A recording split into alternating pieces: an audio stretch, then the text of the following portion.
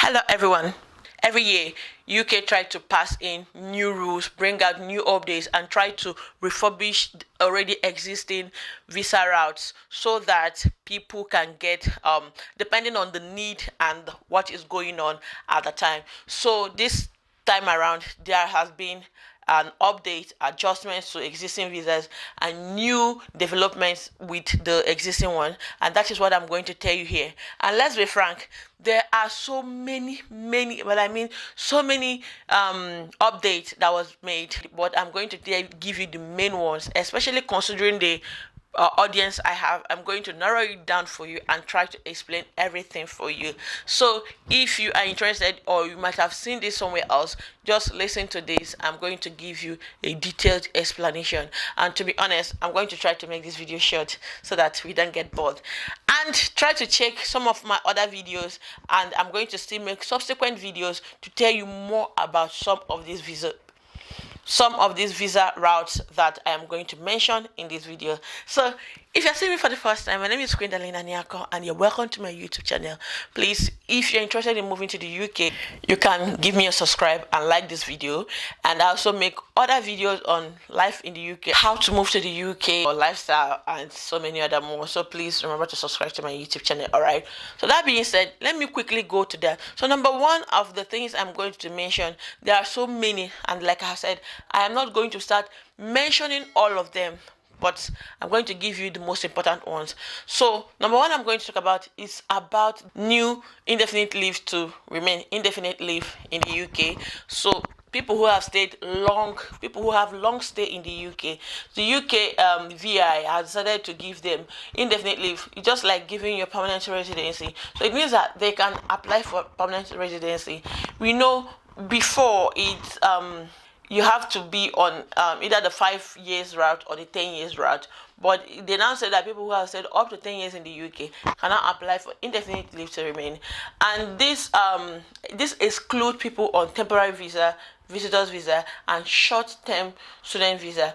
If you're on a long-term student visa, you can apply. And the requirement for this indefinite leave is you have to be in the UK for up to 10 years for the people that have long stay. Actually, there are people that have been in UK with a different route, but they can't really apply for indefinite leave because of the way they are. But now you guys can apply. So the requirement is your passport. You have to stay in the UK for up to 10 years. You have to write your English test and do the life in the UK test. You also have to be of good behavior and also be a law-abiding citizen. Like you have not gone against any of the immigration laws. So the next one I'm going to talk about, but two of the things, like I said, I'm going to dive to the main one, is about the skilled worker visa. Now the skilled worker visa is has been modified. It is reasonable, we can understand, because there is inflation everywhere. So they have increased the salary range, or £10.75 per hour to £26,200 per annum. Tier 2 visa, even as regards to the tradable points and the mandatory points. If you're looking for a job, or while looking for a job, it is better to look for a job that has 26,000 annual salary, or jobs that pay up to £10.75. Now, if you're wondering, some people say they have been earning up to £11, £12 per hour. It is not all of them. I have worked in the UK and I've done a job that I was paid £9 per hour.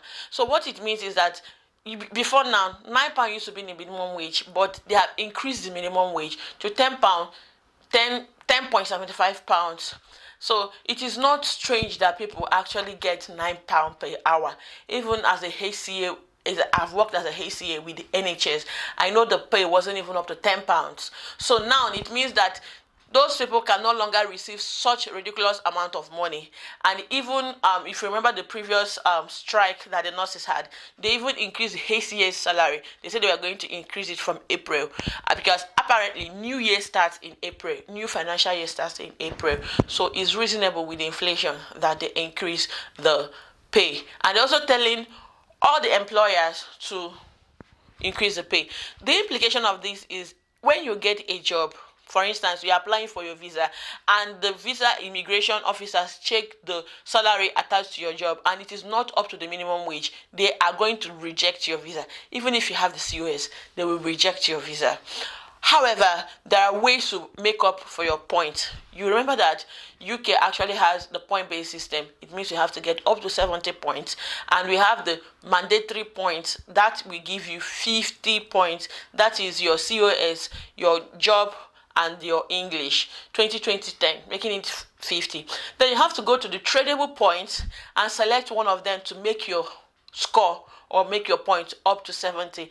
There are actually things attached to this minimum wage or to this payment. For instance, if you are a new entrant in your occupation, maybe you are in the IT or you're even in the health sector, but you're a new entrant. A new entrant is someone who doesn't have a previous job experience. It is reasonable that they have to start paying you lower and then climb up. So they also give exception to cases like this.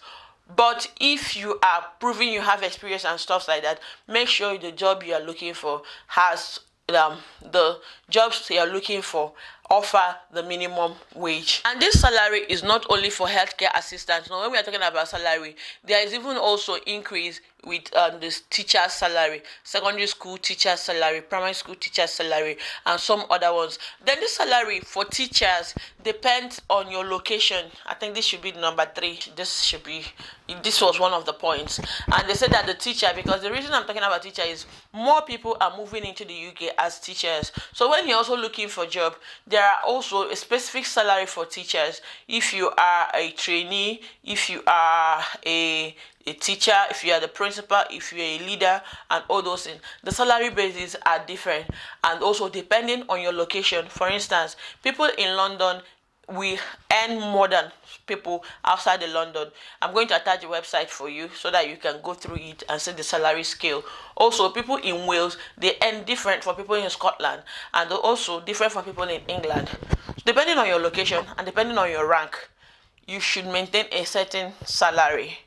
This is for teachers, and we all know that teachers actually has their own way of coming to the UK. And also people applying to any other job, not just the jobs in certain occupation list, any other job, make sure to check the salary range. Now after this, the next one I am going to talk about is about the Scale-Up visa and Innovator Founder visa. Now we all know about the Startup and Innovator visa. It has changed. They've literally changed it to the Innovator Founder visa. Now this as regards to Innovator Founder visa, one of the criteria before was you should be able to have £50,000 in your account and so many other requirements for you to get this visa. But now you don't necessarily have to have up to £50,000 in your account. Also, there are endorsement organizations, there are endorsement bodies that have been brought out. There used to be endorsement bodies anyway, but they've upgraded it, removed some, added some, that you can go to get endorsement, and this will cost you like £1,000 to get endorsement, and then you follow the endorsement requirement for you to get Innovator visa. And the same thing for you to get the Innovator Founder visa. It is now called Innovator Founder visa. Another point is, like I said, I'm going to just touch them. If you have any question, please just remember to drop it. And if you've watched this extent, please remember to subscribe. I'm just trying to give you the changes so that when you're looking for a job, you should know what you're looking for. If you're planning to come to the UK as an innovator, there are criteria for Innovator visa. I've made it on my channel. If you scroll down, you're going to see it. There are criteria for you to be able to apply for Innovator visa. But the good news is, in one of the criteria, you are supposed to have 50,000, but now you don't necessarily need to have it. However, there are other points you need to meet up with. Now, the next one I'm going to talk about is the Scale-Up visa. Scale-Up visa is for people. Let me just briefly tell you about the Scale-Up visa. Scale-Up visa will allow you to come to the UK to work for a scale-up company, and usually 6 months. After 6 months, you can do any job. You can choose to remain in the job or try to do any other job. It is specifically for companies, scale-up companies in the UK, like growing companies in the UK, not necessarily the large, big companies.